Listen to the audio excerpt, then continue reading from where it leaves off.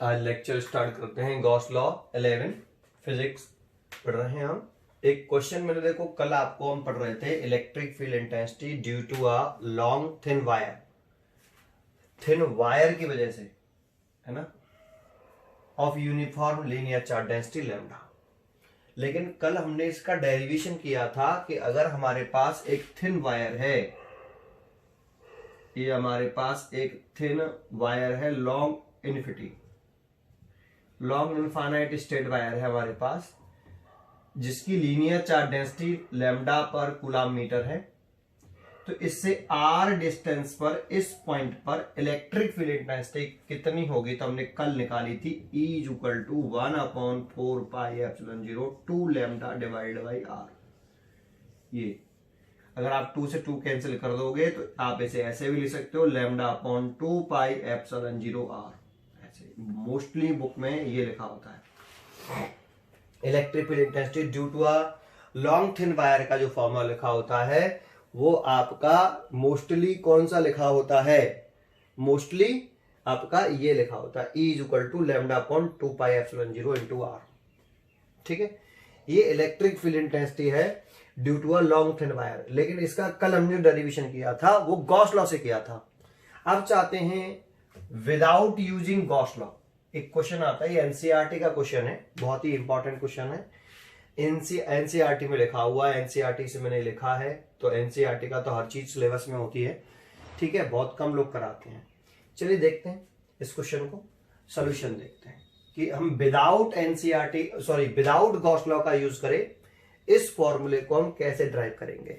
ठीक है, तो हम किसका यूज करेंगे फिर, कूलम्स लॉ का। किसका यूज करेंगे, कूलम्स लॉ का। तो देखो, सबसे पहले हम एक इनफाइनाइटली लॉन्ग थिन वायर बना लेते हैं। तो देखो, हमने ये एक इनफिनिटी लॉन्ग थिन वायर बना लिया। ये हमारे पास एक इनफिनिटी लॉन्ग थिन वायर बना लेते हैं हम। ठीक है, तो देखो ये एंड पता नहीं है हमें, और ये वाला एंड भी हमें नहीं पता। तो ये हमने एक इनफिनिटी लॉन्ग स्ट्रेट वायर बना लिया जिस पर लीनियर चार्ज डेंसिटी लैम्डा है। लीनियर चार्ज डेंसिटी समझते हो, लीनियर चार्ज डेंसिटी का मतलब है 1 मीटर लेंथ पर चार्ज। क्योंकि ये लॉन्ग इनफिनिटी स्टेट वायर है तो इस पूरे स्टेट वायर पर कितना चार्ज होगा उसके बारे में तो हमें मालूम नहीं है, लेकिन हमें यह क्वेश्चन में गिवन है इस वायर के 1 मीटर लेंथ पर कितना चार्ज है, लैम्डा है। लैम्डा 1 मीटर लेंथ पर चार्ज होता है। ठीक है, चले आगे बढ़ते हैं। तो अब इससे आर डिस्टेंस पर, ये आर डिस्टेंस आ गया, इस वाले पॉइंट P पर इलेक्ट्रिक फील्ड इंटेंसिटी निकालनी है विदाउट यूजिंग गॉस लॉ। ठीक है, अब ये क्वेश्चन है।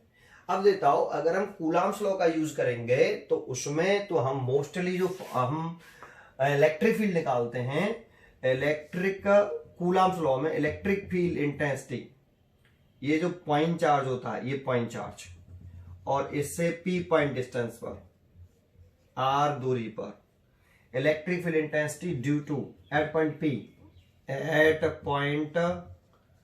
P due to point charge. Important है पॉइंट चार्ज है ना, ये ऐसे electric field intensity at point P due to point charge. इस पॉइंट चार्ज क्यू की ऐसे P पॉइंट पे इलेक्ट्रिक फील्ड इंटेंसिटी, तो E इक्वल टू होता है 1/4πε0 Q/r²। ये हमने फॉर्मूला कूलम्स लॉ से ड्राइव किया था। देखते हैं ये जो है, जब कूलम्स लॉ से प्रूव किया है तो ये कूलम्स लॉ का फॉर्मूला, कूलम्स लॉ की वजह से electric field intensity due to point charge का फॉर्मूला है ये। इतना क्या ये जो चार्ज है जो डिस्ट्रीब्यूट है इस वायर पर, क्या वो पॉइंट के में है या लीनियरली डिस्ट्रीब्यूट है? तो यहाँ पे इस वायर पे जो चार्ज डिस्ट्रीब्यूट है वो लीनियरली डिस्ट्रीब्यूटेड है, पॉइंट चार्ज नहीं है, पॉइंट चार्ज के रूप में डिस्ट्रीब्यूट नहीं है। क्या हम ये वाले फॉर्मूला इस वायर के लिए लगा सकते हैं? तो नहीं लगा सकते। ये फॉर्मूला तो केवल वैलिड है, valid for only point charge, point charge के लिए वैलिड है। अगर ये चार्ज पॉजिटिव है तो इलेक्ट्रिक फील्ड इंटेंसिटी की डायरेक्शन पॉजिटिव चार्ज से अवे और लाइन जॉइनिंग के अलोंग होती है। इस लाइन जॉइनिंग के अलोंग और पॉजिटिव चार्ज से अवे, नेगेटिव चार्ज होता है तो टूवर्ड्स हो जाती।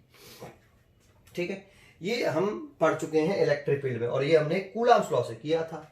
अब इसी का यूज करके हम पी पॉइंट पर इलेक्ट्रिक फील्ड इंटेंसिटी निकालेंगे। सर ये तो पॉइंट चार्ज के लिए वैलिड है, तो इसमें हम एक स्मॉल सेगमेंट ले लेते हैं। देखो यहां पर बहुत छोटा सा ये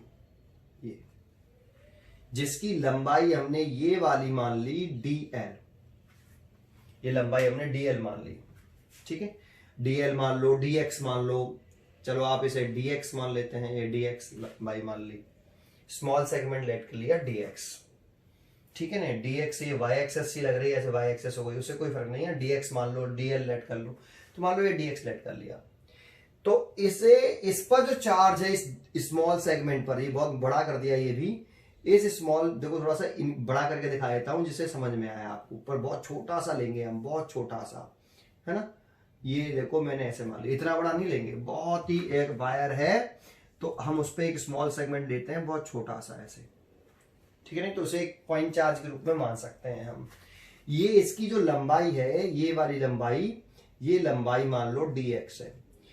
तो इस dx लेंथ पर कितना चार्ज होगा ये हम पता कर लेते हैं, और फिर इसको क्या मान लेंगे, एक पॉइंट चार्ज मान लेंगे। जैसे ये स्मॉल सेगमेंट हो गया आपका, और इसकी लंबाई है आपकी dx, तो इस dx पे कितना चार्ज है लेट कर लिया dq। ये वायर का एक पार्ट है, वायर बना लिया, ये वाला वायर बना लिया, ये इस पे एक स्मॉल सेगमेंट मान लिया, अलग से बता दिया मैंने आपको। तो अगर इसमें चार्ज मालूम पड़ जाए तो ये एक पॉइंट चार्ज मान लेंगे, इस पॉइंट चार्ज की जैसे पी पॉइंट पे इलेक्ट्रिक फील्ड इंटेंसिटी निकाल लेंगे ड्यू टू दिस फॉर्मूला। समझ में आया। तो जरा देखो, अगर ये dx माना है तो देखो इसको हम ऑरिजिन मान रहे हैं, यहाँ पे x बराबर 0, x बराबर r, है ना। इधर की तरफ देख रहे हैं तो यहाँ पे ये 0, ये वाली डिस्टेंस हमने लेट कर ली कितनी, x, ठीक है। ये डिस्टेंस हमने लेट कर ली कितनी, x। कोई दिक्कत, ठीक है। थोड़ा सा इसे और छोटा कर देते हैं, ये देखो मैंने ये छोटा कर दिया, अब ध्यान रखना, ठीक है भाई। ये dx, ये स्मॉल सेगमेंट आपका, इसकी लंबाई dx। तो ये तो इस dx लेंथ पे कितना चार्ज होगा, तो देखो यहां हमें 1 metre length, sorry dx length पर हमें चार्ज लेट करा हमने। dx लेंथ पे मान लो इस पे कितना चार्ज है, dq चार्ज है, तो dx लेंथ पे चार्ज लेट किया हमने dq। तो 1 मीटर लेंथ पर कितना चार्ज होगा, तो dq बाई dx। और जो 1 मीटर लेंथ पे जो चार्ज होता है उसे हम लीनियर चार्ज डेंसिटी कहते हैं, लैम्डा। तो lambda is equal to dq over dx, ऐसे lambda is equal to dq over dx। यहां तक आया। 1 मीटर लेंथ पे जो चार्ज होगा उसे हम लैम्डा बोलते हैं, dq ओवर dx। ये हम कई बार पढ़ा चुके हैं आपको लीनियर चार्ज डेंसिटी के बारे में। तो देखो यहां से अगर हम dq चार्ज की वैल्यू निकालें, charge on small segment, charge on small segment, तो यहां हम लिख लेते हैं charge on small element dx। तो dq इज इक्वल टू लिख लेंगे हम कितना, लैम्डा dx, ऐसे, ठीक है ना। अब ये बताओ, इसको हम एक पॉइंट चार्ज मान सकते हैं। ये भाई इस पर, ये पूरे पर वायर पर चार्ज डिस्ट्रीब्यूट है, लेकिन अगर जो हमने स्मॉल सेगमेंट लिया है कि इसको पॉइंट चार्ज मान सकते हैं, तो मान लिया पॉइंट चार्ज। और पॉइंट चार्ज मान के पी पॉइंट पर इलेक्ट्रिक फील्ड इंटेंसिटी निकाल लो, ये वाला फॉर्मूला लगा के, क्योंकि ये पॉइंट चार्ज के लिए वैलिड होता है। तो इस वाले पॉइंट चार्ज की जैसे पी पॉइंट पे निकाले हैं, तो देखो यहां electric field intensity at point P due to point charge Q निकालना था। तो क्यू की और पी के बीच की शॉर्टेस्ट सेपरेशन आती है यहाँ, क्यू और पी के बीच की शॉर्टेस्ट सेपरेशन है क्या नहीं, यहाँ पे आर का नेम क्या है, separation between Q and point P. तो क्यू और पॉइंट पी के बीच की सेपरेशन का क्या करते हैं, स्क्वायर करते हैं। तो यहां पे हम इसे पॉइंट चार्ज मान रहे हैं, तो इसकी वजह से लाइन जॉइनिंग कर लें, पी पॉइंट पे इलेक्ट्रिक फील्ड इंटेंसिटी निकालना चाहते हैं। तो small electric field intensity at point P due to small element charge dq कितना भाई, de इज इक्वल टू, ये वाला फॉर्मूला, क्योंकि इस चार्ज को हम पॉइंट चार्ज कंसीडर कर सकते हैं, कितना 1/4 pi epsilon 0 charge dq over dq और p पॉइंट के बीच की शॉर्टेस्ट सेपरेशन का स्क्वायर। जैसे यहाँ q की जैसे p पॉइंट पे निकाले तो q और p के बीच की शॉर्टेस्ट सेपरेशन का स्क्वायर लिख रहे हैं, बिल्कुल वैसे ही dq और p पॉइंट के बीच की शॉर्टेस्ट सेपरेशन। तो देखो ये कितनी है, x, और ये वाली कितनी है r, तो ये वाली डिस्टेंस कितनी होगी x square plus are square. तो आप इस रूट के अंदर एक्स स्क्वायर प्लस आर का स्क्वायर का होल स्क्वायर कर सकते हैं आप, ठीक है। रूट के अंदर समझ में आया यहां तक। d is equal to 1/4 pi epsilon 0 dq over इतना। बस इसमें सबसे इंपॉर्टेंट पॉइंट जो है ये है कि आप इस फॉर्मूले का यूज पॉइंट चार्ज के लिए कर सकते हैं, और ये वायर पर जो चार्ज है वो पॉइंट चार्ज नहीं है, तो हम एक स्मॉल एलिमेंट ले लें, उस पर चार्ज होगा dq, उसे पॉइंट चार्ज मान सकते हो। उस पॉइंट चार्ज की वजह से आपने इलेक्ट्रॉन टेंशन निकाल दी।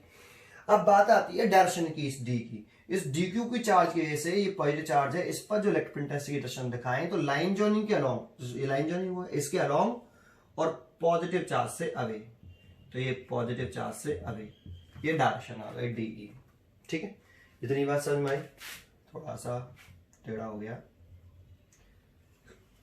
ये डी की डायरेक्शन हो गई। पी पॉइंट पर हमने डायरेक्शन भी निकाल दी और मैग्नीट्यूड भी निकाल दिया, ठीक है।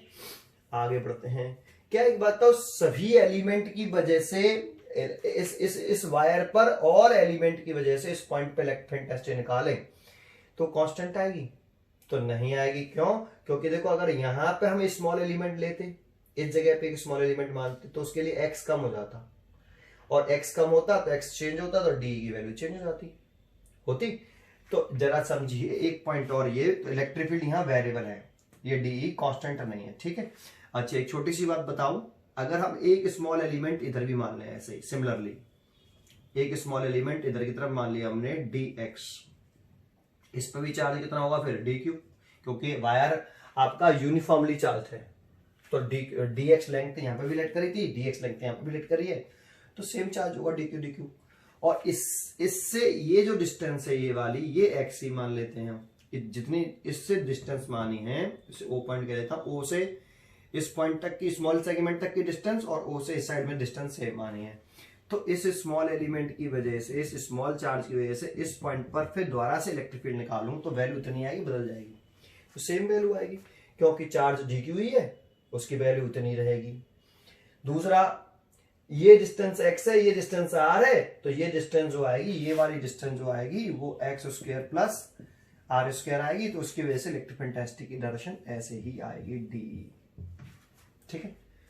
अब बच्चे सोचते हैं कि देखो स्मॉल सेगमेंट की वजह से इलेक्ट्रिक फील्ड इंटेंसिटी निकाल लिया, अब इसका इंटीग्रेशन कर दें तो टोटल इलेक्ट्रिक फील्ड निकल आएगा। तो ये गलती यहां बच्चे बहुत करते हैं, जरा समझें, इस वाले पॉइंट पर जरा ध्यान दें। देखो यहां पर इंटीग्रेशन करते हैं, जैसे स्मॉल एलिमेंट निकाले इलेक्ट्रिक फील्ड, तो मोस्टली बच्चे क्या कर देते हैं, total electric field intensity at point P निकालने के लिए वो क्या करते हैं, E बराबर इंटीग्रेशन डी। देखो इंटीग्रेशन का मतलब होता है ऐड करना, sum, that means D plus DE plus and so on, ऐसे। लेकिन जानते हो दो वेक्टर क्वांटिटियों को हम ऐड तभी कर सकते हैं जब उन सभी वेक्टर क्वांटिटियों की डायरेक्शन सेम हो। क्या इस स्मॉल सेगमेंट की इस इलेक्ट्रिक फील्ड इंटेंसिटी निकाली, ये रही, और इस स्मॉल सेगमेंट की इस इलेक्ट्रिक इंटेंसिटी की वैल्यू निकाली, ये रही, क्या इनकी डायरेक्शन सेम है? नहीं है। तो डायरेक्शन सेम नहीं है तो देखो ये डी क्या है, इस स्मॉल सेगमेंट का इलेक्ट्रिक फील्ड है, ये वाला डी, इस पे ऐसे ही बहुत सारे स्मॉल सेगमेंट होंगे तो बहुत सारे डीई आएंगे और उन सब की डायरेक्शन डिफरेंट होगी, तो हम नेट निकालने के लिए इंटीग्रेशन नहीं कर सकते, क्योंकि इन सभी डी की डायरेक्शन सेम नहीं है। क्योंकि एडिशन करने का मतलब है जब दो वेक्टर क्वांटिटियों को हम ऐड तभी कर पाते हैं जब उनकी डायरेक्शन कैसी हो, सेम हो, तो इसीलिए हम इस तरीके से यहां नहीं कर पाएंगे, ठीक है। समझ में आया? तो हमें क्या करना पड़ेगा, तो हमें एक काम करते हैं इसमें, अब अगला नेक्स्ट स्टेप, ठीक है। देखो ये हमने थीटा लेट कर लिया, तो ये भी एंगल थीटा ही होगा, क्योंकि इसके सामने की डिस्टेंस x है, इसके सामने की डिस्टेंस x है, सिमेट्री से बराबर बराबर एंगल होंगे।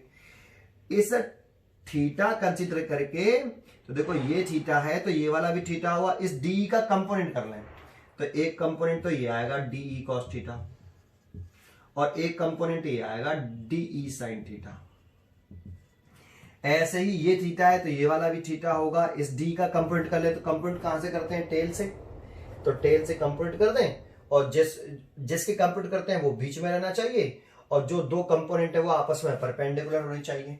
तो डी का कंपोनेंट कर रहे हैं तो देखो एक ये रहा और एक ये रहा, ये दोनों कंपोनेंट आपस में परपेंडिकुलर है, डी इन दोनों के बीच में है, मिडिल में है। मिडिल का मतलब ये नहीं सेंटर से है, बाइसेक्टर से जा रहा है, कहीं से भी जा सकता है, बीच में होना चाहिए। ठीक है, तो कंपोनेंट कर दिया तो ये वाला कितना आएगा, डी कॉस थीटा और ये वाला डी ई साइन थीटा। देखो ये वाले कंपोनेंट एक दूसरे को क्या कर देंगे, कैंसिल कर देंगे, वैल्यू बराबर है। ठीक है, जितनी सिमेट्री से करते हैं, जितनी डिस्टेंस दब जाएंगी उतनी डिस्टेंस ऊपर जाएंगे, तो वैल्यू बराबर आएगी डी की। अगर हम यहाँ पे ये वाला स्मॉल सेगमेंट यहाँ लेते हैं तो फिर इसकी कंपेयरिंग एक स्मॉल सेगमेंट यहाँ पे भी होगा, तो फिर वैल्यू बराबर आएंगी। आ रहा है, तो इस तरीके से ये डी साइन थीटा, ये डी साइन थीटा एक दूसरे को क्या कर देगा, कैंसिल कर देगा, क्योंकि डायरेक्शन अपोजिट है। डायरेक्शन अपोजिट हो तो रिजल्टेंट इलेक्ट्रिक फील्ड इंटेंसिटी कैसे निकालते हैं, सबट्रैक्ट करके, और सबट्रैक्ट करे तो ये एक दूसरे को बैलेंस कर देंगे या कैंसिल कर देंगे। बचे देखो इसके तो कंप्यूट कर लिए, इसके कंप्यूट कर लिए तो बचे ये, और ये बचे तो इनकी डायरेक्शन कैसी है, सेम। तो देखो यहां net electric field intensity at point P जो आप लिख सकते हो वो E is equal to integration d E cos theta लिख सकते हो भाई, इंटीग्रेशन डी कॉस थीटा लिख सकते हो। इंटीग्रेशन क्यों किया, ये तो दो थे, इसकी और इसकी डायरेक्शन सेम थी तो ऐड कर लो, D cos theta plus D cos theta.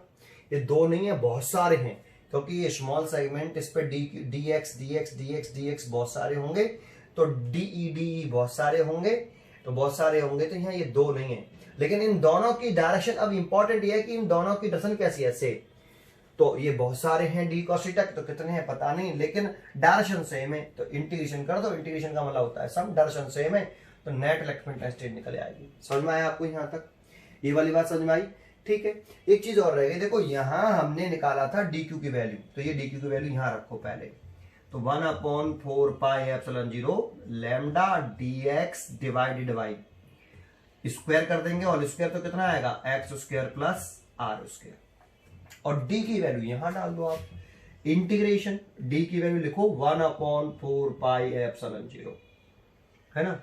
या एक काम करते हैं पहले छोटा सा भाई, यहां तक समझ में आया पहले आपको, ये यहां तक समझ में आ रहा है, एक काम करते हैं, कहाँ गया डस्टर, ठीक है, पहले देखो अभी नेट नहीं निकाल ले, थोड़ा सा इसे सॉल्व कर लेते हैं पहले। तो देखो डी की वैल्यू कितनी आई, डी की वैल्यू कितनी आ रही है, तो ये लिख लेते हैं 1/4πε0 lambda D X over X square plus are square. ठीक है, अब एक बात बताओ, इसमें अगर ट्राइंगल में यहाँ पे देखो P डाल रखा है, यहाँ O या A डाल लेता हूँ, ट्राइंगल OAP दिख रहा है, ये पॉइंट P है, ये रहा है ना, ये मिटा लेता हूँ, ट्राइंगल OAP दिख रहा है आपको, ट्राइंगल OAP।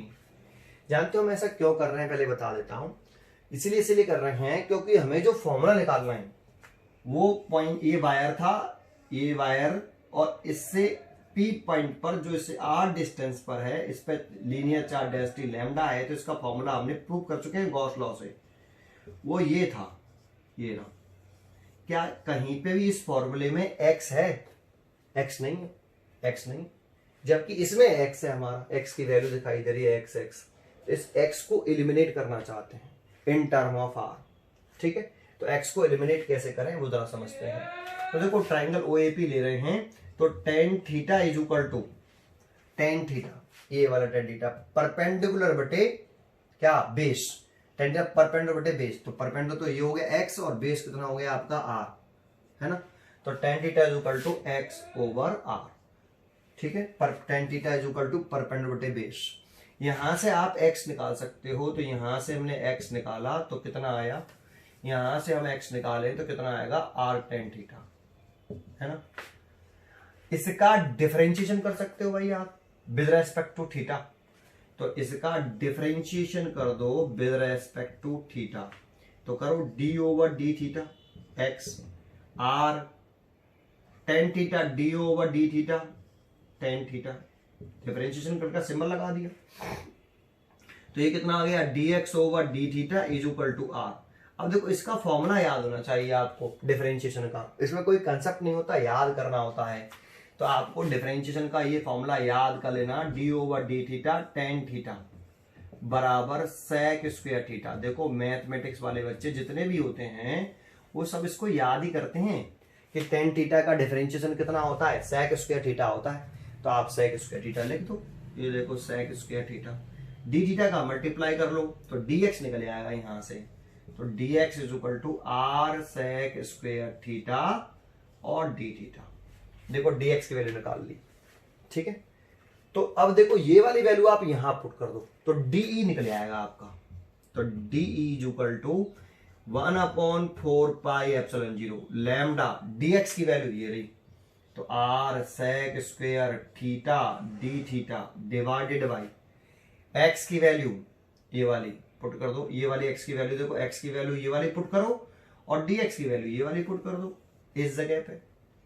तो मैंने dx की वैल्यू पुट कर दी ये रही, और x की वैल्यू और पुट कर दूं तो x की वैल्यू ये रही, तो पुट करूंगा तो कितना आएगा r square tan square theta plus r square. ये सब हम क्यों कर रहे हैं समझ में आ रहा है, x को एलिमिनेट करने के लिए, x को गायब करने के लिए। तो x को गायब करने के लिए हमने कर दिया, ये समझ में आया आपको, ठीक है। अब जरा देखो d की वैल्यू कितनी आ गई, d की वैल्यू कितनी आ गई। अब इसमें से क्या कॉमन आ रहा है, तो देखो इसमें से कॉमन आ रहा है 1/4 pi epsilon not lambda r, है ना, lambda r sec square theta d theta divided by, इसमें से r स्क्वायर कॉमन ले लिया तो 1 प्लस लिख लो, चलो एक ही बात है, tan स्क्वायर थीटा, ऐसे 1 प्लस tan स्क्वायर थीटा, एक ही बात है। tan स्क्वायर थीटा प्लस 1 लिख लो, या फिर आप 1 प्लस tan स्क्वायर थीटा लिख लो, ठीक है। तो यहां से d, देखो आपको एक फॉर्मूला याद हो, 1 plus tan square theta is equal to क्या होता है, sec स्क्वायर थीटा। एक फॉर्मूले पढ़ते हैं ना, sin square theta plus cos square theta is equal to 1, ऐसे ये फॉर्मूला होता है 1 plus tan square theta is equal to क्या होता है, sec स्क्वायर थीटा। ये भी एक फॉर्मूला है मैथमेटिक्स का, ठीक है ना। जिसने थोड़ी बहुत मैथमेटिक्स पढ़ी होगी तो ये फॉर्मूला, ये वाला फॉर्मूला जानते हो। जितने भी, खासकर बायोलॉजी वाले बच्चों के लिए बोल रहा हूँ, जितने भी फॉर्मूले डिफरेंशिएशन के, इंटीग्रेशन के फिजिक्स में यूज होते हैं, उन्हें एक पेज बना लेना चाहिए कॉपी में या किताब में बना डालो, बुक में बना लो, प्रदीप फंडामेंटल के जो कवर पेज होता है ना, उस पर जितने भी फॉर्मूले हैं ना, एक एक करके जो भी यूज हो रहे हैं साथ ही साथ लिखते चले जाओ। अभी जिस दिन ये हम ऐसे करते ले जाएंगे तो एक जगह पर लिखना जरूरी है, फिर आप उसे लर्न कर लो। फॉर्मूला तो याद करने पड़ेंगे, उसमें कोई कंसेप्ट नहीं है बेटा, ठीक है। तो आप देखो यहां जब sec स्क्वायर थीटा लिख दोगे तो इस sec स्क्वायर थीटा से sec स्क्वायर थीटा कैंसिल हो जाएगा। इस sec स्क्वायर थीटा लिख दोगे तो इस sec स्क्वायर थीटा से ये sec स्क्वायर थीटा क्या हो जाएगा आपका, कैंसिल हो जाएगा, ठीक है। sec स्क्वायर थीटा से sec स्क्वायर थीटा कैंसिल हो जाएगा। ये बात समझ में आई पहले आपको, एक, ठीक है। तो ये d की वैल्यू कितनी आ गई जरा देख लो भाई। तो देखो इस sec स्क्वायर थीटा से ये sec स्क्वायर थीटा कैंसिल कर दिया मैंने, 1 plus tan square theta is equal to sec square theta है ना, तो sec स्क्वायर थीटा लिख देंगे, sec स्क्वायर थीटा से sec स्क्वायर थीटा काट दिया और एक r से एक r काट दिया, रिजल्ट आया 1/4 pi epsilon 0 lambda divide by r। देखो एक r से r कट गया और ये बचा इधर की तरफ d थीटा, ऐसे। ये स्मॉल चार्ज की वजह से p पॉइंट पर इलेक्ट्रिक फील्ड इंटेंसिटी निकाल लिया हमने। इसमें से मैंने x को क्या कर दिया, एलिमिनेट कर दिया। सर थीटा तो आ गया, थीटा भी तो नहीं है उसमें, बताता हूं, यहां तक समझ में आया आपको पहले। अब क्या करो, जैसे अभी जो हमने स्टेप कर रहे थे कि total point electric field intensity निकाल रहे थे एट पॉइंट P पर, वो स्टेप समझ में आया था आपको।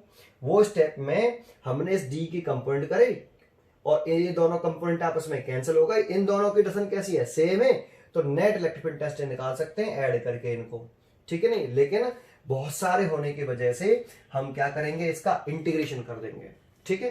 जरा समझे, आगे समझ में आया यहां तक। तो देखो इस क्वेश्चन को मैं उठा देता हूं यहां से, इसकी भी जरूरत नहीं है मेरे को। ये देखो मैंने ये सब उठा दिया, ठीक है। तो नेट यहां लिखते हैं, net electric field intensity at point P is equal to integration DE cos theta, ऐसे। इस डी cos थीटा का इंटीग्रेशन कर देंगे तभी तो नेट इलेक्ट्रिक इंटेंसिटी निकले आएगी। समझ में आया? ठीक है, आगे यही तो स्टेप था हमारा। आपको ठीक है, डी की वैल्यू पुट कर दो यहाँ पे, इंटीग्रेशन डी की वैल्यू ये रही 1/4πε0 लैम्डा ओवर आर, है ना, और ये डी थीटा, ये तो डी की वैल्यू हुई, और साथ में ये cos थीटा। तो देखो cos थीटा पहले ले लेता हूँ, डी थीटा बाद में ले लेता हूँ, cos थीटा डी थीटा, यहां तक आया। अब जरा चेक करके बताओ यहां पर किसके रेस्पेक्ट में इंटीग्रेशन हो रहा है, तो थीटा के रेस्पेक्ट में इंटीग्रेशन हो रहा है। तो लिमिट किसकी आएंगी? थीटा की। तो लिमिट थीटा की आएंगी, तो लिमिट को समझना अब अच्छी तरीके से, ठीक है। लिमिट कैसे पुट करते हैं हम, वो मैं आपको बता रहा हूं, ठीक है। कॉन्सेंट्रेट करना बेटा अच्छी तरीके से, ये वाला पॉइंट कॉन्सेंट्रेट करना। देखो ये हमारा एक वायर था, ये रहा लॉन्ग स्ट्रेट वायर, इस पर पॉजिटिव चार्ज था। ये कैसा वायर था भाई? लॉन्ग इनफाइनाइट स्ट्रेट वायर था। ये इसका ये एंड, ऐसा नहीं कि यहाँ पे हम इन्फिनिटी लिख देंगे तो इनफाइनाइट हो गया, ये एंड हमें पता ही नहीं कहां तक गया। ये वाला एंड कहां तक जा रहा है? इन्फिनिटी एंड है ये एंड, हमें जानकारी नहीं ये एंड कहां पर है। ऐसे ये वाला एंड लॉन्ग इन्फिनिटी एंड है, ये एंड पता नहीं कहां तक गया है, ठीक है, पता है नहीं हमें। लॉन्ग इन्फिनिटी स्ट्रेट वायर है हमारा ये, ठीक है। और इसकी वजह से इस पॉइंट पी पर इलेक्ट्रिक फील्ड इंटेंसिटी निकालनी थी। ये डायग्राम मैंने रिपीट किया है। तो जरा थीटा क्या था जरा देखो, एक स्मॉल सेगमेंट मैंने यहां पे माना और ये ऐसे मैंने मिला लिया, तो ये तो थीटा था, दिख रहा है। अब जरा देखो इस स्मॉल सेगमेंट को मैं यहां के बजाय यहां पर मानता, क्योंकि जो लॉन्ग इन्फिनिटी स्ट्रेट वायर है ऐसे, अगर ये स्मॉल सेगमेंट में यहां पे मानता तो स्मॉल सेगमेंट की वजह से इस लाइन को मिलाता है इससे, तो थीटा बढ़ गया घट गया। देखो देखो स्मॉल सेगमेंट अगर मैंने यहां पे माना तो इस लाइन को मैंने मीट कराया ऐसे, तो ये थीटा इतना हो गया। अगर मैं स्मॉल सेगमेंट, ये वाला स्मॉल सेगमेंट उठा के यहां ले आऊं, फिर इसको इससे मिलाऊं, तो एंगल इस पी पॉइंट पर अब कौन सा बनना है? अब ये ना बन के ये बनना है, बढ़ गया ना। पहले ये बनना था ये वाला, अब ये बनना है, इंक्रीज हुआ। अगर मैं स्मॉल सेगमेंट और ऊपर ले जाऊं यहां पे स्मॉल सेगमेंट, फिर इसको इससे मिलाऊं ऐसे, तो देखो एंगल और बढ़ गया। तो जानते हो ये अगर स्मॉल सेगमेंट दूर जाता जाएगा, कहां पे चला जाए? इनफाइनाइट पे चला जाए, तो ये बताओ इनफाइनाइट पे जाएगा तो ये एंगल कितना हो जाएगा? तो जरा समझो, अगर ये इन्फिनिटी पे जाएगा तो ये एंगल कितना हो जाएगा? तो 90 डिग्री हो जाएगा भाई। ये देखो ये वायर आपका कैसा है? लॉन्ग इन्फिनिटी स्ट्रेट वायर है ऐसे। अगर वो dx वाला जो पॉइंट है वो कहां पे चला जाए? इन्फिनिटी पर। तो देखो हमें क्या करना था, इन्फिनिटी पे चला गया ना वो पॉइंट, तो देखो हम क्या कर रहे थे, स्मॉल सेगमेंट यहां पे था तो इस पी पॉइंट को इसी से तो मिला रहे थे ऐसे, इस पी पॉइंट को इससे मिला रहे थे कि नहीं? स्मॉल सेगमेंट थे, अगर स्मॉल सेगमेंट यहां पर है dx, तो इस पी पॉइंट को इस स्मॉल सेगमेंट से मीट कर रहे थे ना, तब ये कह रहे थे ये थीटा है। ऐसे ही अगर ये स्मॉल सेगमेंट कहां पर पहुंच जाए? इनफाइनाइट पे पहुंच जाए, तो इस पॉइंट को उस इन्फिनिटी से मिलाने वाला इस पॉइंट पी को इनफाइनाइट पे जो स्मॉल डिस्टेंस, स्मॉल डिस्प्लेसमेंट है dx, उससे मीट कराएं। तो कैसे करेंगे भाई? इसको इसके पैरेलल कर देंगे ऐसे। अब बताओ ये दोनों, ये जो लाइन है क्या इस वायर के एंड से मीट करेगी? देखो आप समझ में आ रहा है? नहीं करेगी। सर ये पैरेलल है तो ये तो दोनों मीट ही नहीं करेंगे। अरे भाई इनफाइनाइट ना तो आएगा, इनफाइनाइट कहां होगा बताओ? तो ना तो इनफाइनाइट आएगा, और इनफाइनाइट जब हम इसको इससे मिलाने की कहते हैं तो हम पैरेलल कह देते कर देते हैं। क्यों? क्योंकि ये एंड कहां पर है? इन्फिनिटी। मैं इस पॉइंट पी को इस वायर के इनफाइनाइट एंड पर जाके मीट कराना चाहता हूं। अब इनफाइनाइट एंड कहां होगा पता नहीं, तो इसे मीट कराना चाहता हूं तो हम क्या कर देंगे? इसके पैरेलल लाइन बना देंगे। ऐसे ही ये वाला एंड भी इन्फिनिटी पर है, तो इसको इस वाले पॉइंट को हम इस एंड से मीट कराना चाहते हैं, तो इस वाले पॉइंट को भी हम इस वायर के पैरेलल कर देंगे। कुछ समझ में आया? जानते हो ये समझ में आया? दोबारा से बोलता हूं, एक बड़ा इजी अच्छी तरीके से बोलता हूं और ढंग से, एक बार कोशिश और करता हूं। ये मेन पॉइंट है, अदरवाइज कुछ नहीं है इसमें मैं इस पी पॉइंट को इस वायर के इनफाइनाइट वाले एंड से मीट करना चाहता हूं। अगर इनफाइनाइट एंड वाले से मीट कराना चाहता हूं तो इसको अगर मैं ऐसे बनाता, सोचो यार ऐसे बनाता, तो ये तो यहीं पर मिट जाता। तो क्या ये इन्फिनिटी है? यहां से यहां तक की डिस्टेंस इनफाइनाइट है, ये डिस्टेंस इनफाइनाइट एंड इन्फिनिटी खत्म हो गया यहाँ पे? नहीं। तो बेटा इसको अगर हम ऐसे भी कर देते हैं ऐसे, तो ये कहीं ना कहीं मिल ही जाएगा आगे चल के। जहां मिलेगा वो एंड वायर का इनफाइनाइट एंड होगा? नहीं होगा। तो इनफाइनाइट की तो हमें डेफिनेशन ही नहीं है ना। तो इसीलिए हम कैसा कर देंगे, इसको पैरेलल कर देंगे। अब ये मीट करेगा? तो नहीं करेगा। तो आप इन्फिनिटी ला दो, ये मीट कर जाएगा, ना इन्फिनिटी आएगा ना ये मीट करेगा। इसीलिए हम पैरेलल बना देते हैं। और जैसे ही हमने पैरेलल बनाया तो थीटा कितना हो गया, ये 90 डिग्री, दैट मीन्स π/2। ये हम स्मॉल सेगमेंट को इसी से तो मिला रहे थे, पी पॉइंट से, तो ये तो थीटा था। जब इसको आप इन्फिनिटी में मिलाओगे तो थीटा कितना हो जाएगा, π/2, 90 डिग्री। तो मैंने कर दिया, चलो छोड़ता हूं। इतनी समझ में आया? तो सर आप ये कर क्यों रहे हो? क्योंकि मैं लिमिट लिखने वाला हूं। मेरे को जो इलेक्ट्रिक फील्ड इंटेंसिटी निकालनी है इस पॉइंट पी पर, इस इन्फिनिटी लॉन्ग स्टेट वेरिएशन निकालनी है। और इन्फिनिटी लॉन्ग स्टेट वेरिएशन निकालनी है तो इसका एक एंड इनफाइनाइट पर, इधर की तरफ पॉजिटिव इनफाइनाइट पर, दूसरा एंड नेगेटिव इनफाइनाइट पर है। और पूरे वायर की इसे निकालनी है तो ये जो थीटा की जो लिमिट हो जाएगी वो माइनस के π/2 से प्लस के π/2, 90 डिग्री। π/2 को 90 डिग्री बोलते हैं ना, रेडियन में लिखते हैं हमेशा थीटा। समझ में आपको यहां तक?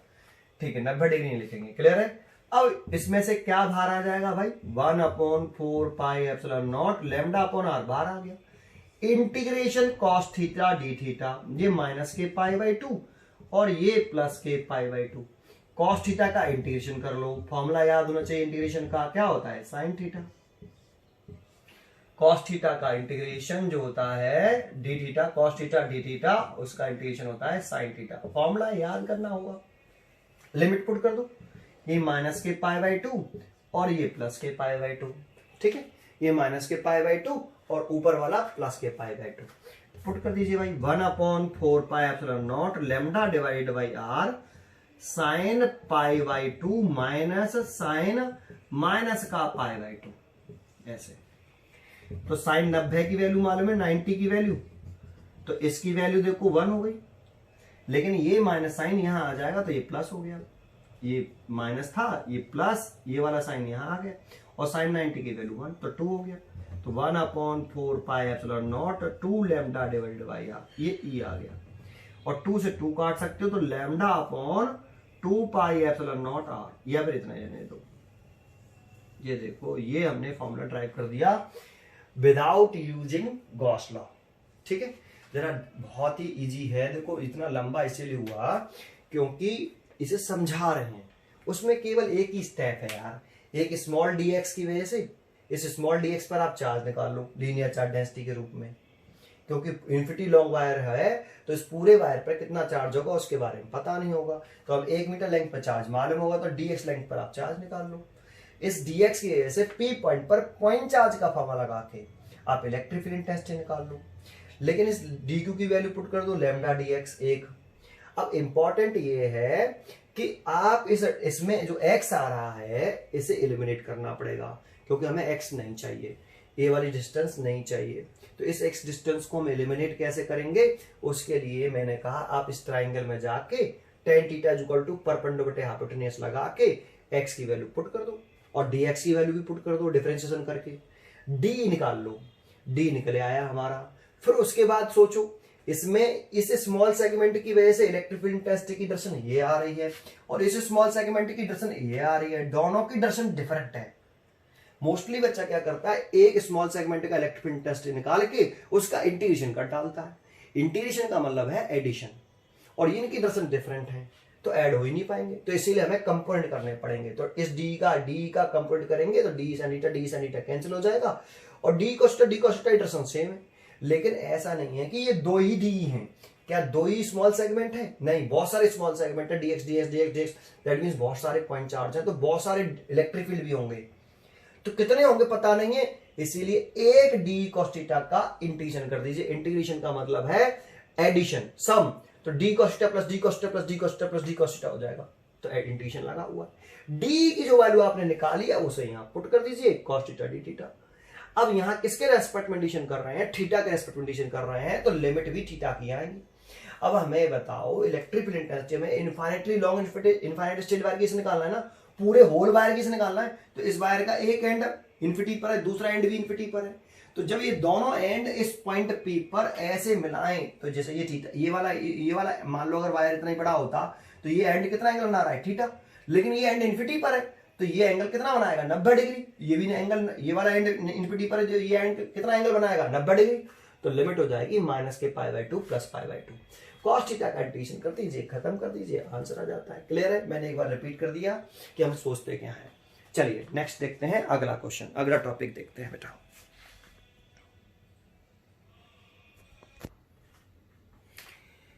देखो अगला टॉपिक पढ़ रहे हैं, इसमें ये वेरी मोस्ट इंपॉर्टेंट होता है। एक डेरिवेशन अभी हमने कल किया था, electric field intensity due to a long straight wire, straight charge wire, उसके वजह से हमने electric field intensity find out किया था। वो डेरिवेशन बहुत इंपॉर्टेंट था। एक डेरिवेशन ये भी है, electric field intensity due to thin infinite plane sheet of charge, infinite plane sheet of charge, plane sheet of charge, plane sheet of charge, electric field intensity due to a thin infinite plane sheet of charge। ठीक है, अगर इसकी हम बात कर रहे हैं तो एक हमारे पास प्लेन शीट ऑफ चार्ज है इन्फिनिटी लॉन्ग। तो देखो मैंने एक इन्फिनिटी लॉन्ग प्लेन शीट बना दी, ये वाली शीट जो है इस तरीके से ऐसे। देखो ये शीट आपकी इस तरीके से प्लेस नहीं है। बहुत से बच्चे शीट को समझते हैं कि ये शीट इस तरीके से प्लेस्ड है। ये शीट ऐसे प्लेस नहीं है, ये शीट इस तरीके से प्लेस्ड है ऐसे। ठीक है, इसका ये सरफेस हो गया ऐसे, है ना। ये सीट इस तरीके से प्लेस्ड है, इस तरीके से, समझ में आया कुछ, इस तरीके से। ये ऐसे प्लेस्ड नहीं है। ठीक है, अब जरा देखो अगर ये सीट ऐसे प्लेस्ड होगी ऐसे, तो ये जो डिस्टेंस है आपकी, ये डिस्टेंस x हो जाएगी ऐसे। ठीक है, तो ये डिस्टेंस हम लेते हैं कितना, x लेते हैं। तो ये सीट हमने ऐसे मान ली है, ये डिस्टेंस हमने इस सीट पर आपका, ये सीट है और इस सीट पर आपका ये चार्ज डिस्ट्रीब्यूट है यूनिफॉर्मली। अब ये बताओ, ये सीट इन्फिनिटी लॉन्ग है, इधर की तरफ बहुत बड़ी है, इधर की तरफ भी ऐसी infinity long sheet plane sheet है आपकी। तो इस पर कितना चार्ज होगा उसके बारे में हमें नहीं मालूम, क्योंकि ये सीट इनफाइनाइटली लॉन्ग है, यूनिफॉर्मली चार्ज है, इनफाइनाइट प्लेन सीट है। तो कितना चार्ज होगा नहीं मालूम। और थिन सीट है, thin plane sheet of charge. तो इस पर कौन सी डेंसिटी आएगी, इस प्लेन सीट पर कौन सी डेंसिटी आएगी, तो सरफेस चार्ज डेंसिटी आएगी। तो हमें इस सीट पर इनफाइनाइटली लॉन्ग होने की वजह से कितना चार्ज है नहीं पता है, बट हमें क्वेश्चन में गिवन होता है कि इस सीट के 1 मीटर स्क्वायर एरिया में, 1 मीटर स्क्वायर एरिया में कितना चार्ज है, sigma.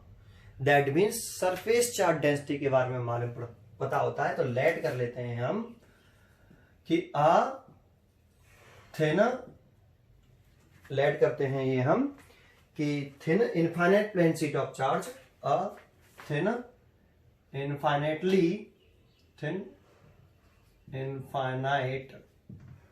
Plane sheet of charge, plane sheet of charge, है ना, and sigma be the surface charge density on a sheet. ठीक है, सिग्मा हमने क्या मान लिया, ऑन द सीट मान लिया। ठीक है, ऑन दी सीट।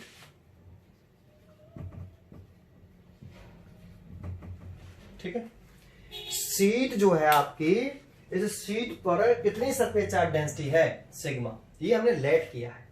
क्यों लेट किया समझ में आया। मैंने आपको पीछे भी बताया था कि लीनियर चार्ज डेंसिटी वायर पर डेवलप होती है, थिन सीट पर सरफेस चार्ज डेंसिटी आती है, और ये सरफेस चार्ज डेंसिटी क्यों लिख रहे हैं हम, क्लियर है, क्योंकि इस इन्फिनिटी लॉन्ग शीट है, तो इन्फिनिटी लॉन्ग शीट होने की वजह से इस पर कितना चार्ज होगा उसके बारे में जानकारी नहीं है, तो हमने लेट कर लिया है कि इसके 1 मीटर स्क्वायर एरिया पर, 1 मीटर स्क्वायर सरफेस एरिया पर कितना चार्ज है, Q. 1 metre square surface area पर कितना चार्ज है, क्यू, तो A metre square surface area पर कितना चार्ज होगा, तो सॉरी उल्टा लिख रहे हैं, ए मीटर स्क्वायर सरफेस एरिया पे कितना चार्ज है, क्यू, तो 1 मीटर स्क्वायर सरफेस एरिया पे कितना चार्ज होगा, क्यू अपॉन ए, और 1 मीटर स्क्वायर सरफेस एरिया पे जो चार्ज होता है उसे सरफेस चार्ज डेंसिटी बोलते हैं, क्यू अपॉन ए। ठीक है, तो हम ए मीटर स्क्वायर पर चार्ज ए इस शीट का एक एरिया मान लिया, उस पर कितना चार्ज कंसिडर किया, क्यू, तो 1 मीटर पे कितना हुआ, इतना, दैट मीन्स 1 मीटर पर surface charge density 1 metre square surface area पे कितना चार्ज है, क्यू अपॉन ए है। ठीक है, ये समझ में आया, ठीक है, ये बात मैं कई बार बता चुका हूं आपको। चले आगे देखते हैं हम डेरिवेशन कैसे करते हैं, सीधे पॉइंट पे चलते हैं। तो देखो इस सीट से आर डिस्टेंस पर ये एक पॉइंट है, इस सीट से आर डिस्टेंस पर, देखो ये सीट इस तरह से खड़ी है, इस सीट से आर डिस्टेंस पर एक पॉइंट है ये, ठीक है, या आप एक काम कर लो, इसे यहां से मान लो कि ये ऐसे खड़ी है, ऐसे, ठीक है, तो ये इस सीट से कितनी डिस्टेंस पर है, आर डिस्टेंस पर एक पॉइंट है। इस पॉइंट पर हमें according to Gauss law electric field intensity find out करनी है। ठीक है, तो कैसे करेंगे, तो सबसे पहले मैंने बताया था आपको 4 स्टेप हैं इसके। जिस बॉडी पर चार्ज है उस पर कौन से टाइप की डेंसिटी है वो देखना पड़ेगा, तो इस पर कौन सी डेंसिटी है, सरफेस चार्ज डेंसिटी। ठीक है, दूसरा स्टेप है क्या, गॉसियन सरफेस ड्रॉ करेंगे, और गॉसियन सरफेस किस पॉइंट से पास होता है, जिस पॉइंट पर हम इलेक्ट्रिक फील्ड इंटेंसिटी निकालते हैं उस पॉइंट से पास करता हुआ हम एक गॉसियन सरफेस बना लेते हैं, और ये प्रैक्टिस से आएगा। तो देखो हम इससे एक जो गॉसियन सरफेस बनेगा इसमें वो सिलेंड्रिकल सरफेस बनेगा, ऐसे गया,